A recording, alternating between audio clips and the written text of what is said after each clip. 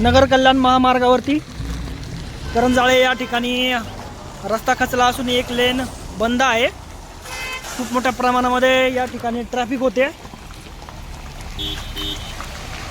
पावसामध्येच या ठिकाणी कामं देखील चालू आहेत आणि तुम्ही बघू शकताय या ठिकाणी खरं तर व्यवस्थितरित्या काम करणं गरजेचं आहे।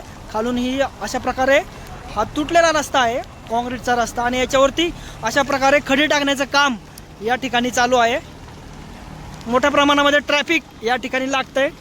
कृपया सर्वांनी येताना काळजी घ्या। माळशेज घाटाकडून प्रवास करत असाल या ट्रॅफिकमध्ये अडकू शकाल।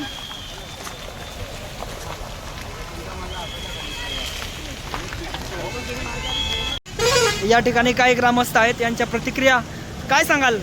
हे जर रस्ता खचलेला आहे, एक लाईन तर पूर्णपणे बंद आहे, आता हा खूप रहदारीचा रस्ता आहे, याच्याकडे लक्ष देणं गरजेचं होतं, काय सांगाल? आपण बघितलं तर काल आहे ना, फक्त काल काहीतरी 9 ते 10 फूट खाली खचलेलं होतं। आज बघू शकतो 10 ते 15 फूट खाली खचलंय। आणि काल आपण त्यावेळेस सरकारी अधिकारी यांना बोलवलं आणि त्यांना सांगितलं की याच्यावरती काहीतरी तुम्ही उपाययोजना करा। तर त्यांनी आता याच्यावरती खडी टाकून एका साईडला त्यांनी क्लिअर चालू केलाय। पण विषय असा आहे की जे खचलंय त्याच्यावरती ते आता खडी आणि मुरम टाकतात। तर काय होईल, हे जर खडी टाकली तर अजून डबल खाली। तर मला त्यांना आता मी साहेबांना सांगितलं पूर्णतः बंद करा तुम्ही, अजिबात हे ना खोदू नका, याच्यावरती काय टाकू नका, नाही का? आता काय आलं ते जर तुम्ही आता टाकलं हे वाजण्याने पूर्णतः खाली जाईल आणि हे घरांवरती जाईल। त्यामुळे याला आता हे काम बंद केलं आपण सध्या। मला म्हटलं याच्यावरती काय टाकू नका खडी वगैरे। आणि वाहतूक आता काय एकेरी वाहतूक चालू आहे। तर प्रवाशांना आपली विनंती आहे का आता तुम्ही पुढे जास्त प्रशासन असेल यांना खरं तर मदत करा। एकेरी वाहतूक चालू आहे आणि जड वाहनांना या ठिकाणी पूर्णतः बंद आहे। पर्यटक जे येतात त्यांनी पण हे सगळं पोलीस प्रशासनाला मदत करून आपली एकेरी वाहतूक पूर्णतः चालू आहे, त्यासाठी सहकार्य करावं अशी माझी सर्वांना विनंती आहे। नॅशनल राष्ट्रीय महामार्ग आहे, याच्यावरती अशा प्रकारे जर कामं होत असतील, इतक्या निकृष्ट दर्जाची कामं होत असतील, रस्ते खचत असतील, तर नक्कीच कुठंतरी जनतेच्या पैशांचा गैरवापर होतोय।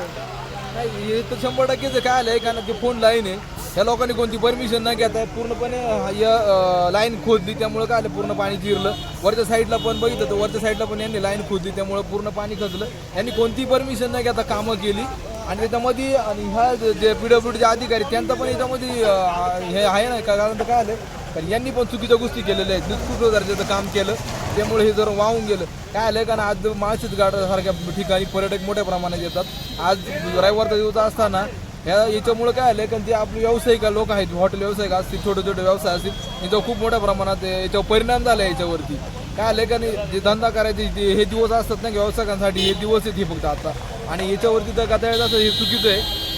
आणि प्रशासनाने अशी हलगर्जीपणा नाही केला पाहिजे। याच्यामध्ये जे संबंधित अधिकारी असतील, ठेकेदार असतील, यांच्यावर पूर्णतः कारवाई झाली पाहिजे। आणि जे प्रशासन हे जागृत अजून काय आलं कारण याच्यावरती अजून एकही लोकप्रतिनिधी या ठिकाणी आला नाही। आपण बघू शकता की एक पण आत्ता प्रतिनिधी हे ग्रामस्थांना जेव्हा तुम्ही मतं मागा लोकांच्या दारावर जाता, बरोबर का नाही?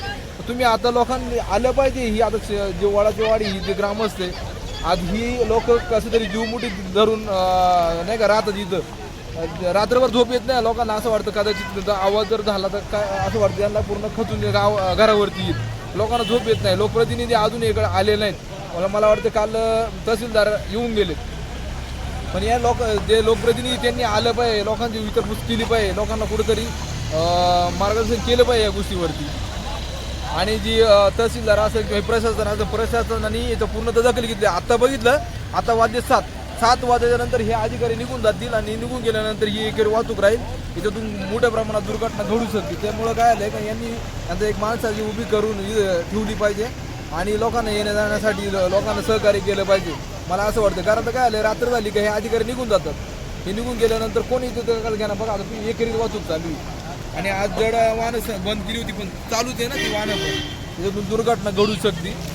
आणि पर्यटकांना आणि प्रवाशांना पण विनंती आहे, कारण आपण येताना थोडं काळजीपूर्वक या आणि आपली काळजी घ्या। ओके, धन्यवाद. धन्यवाद.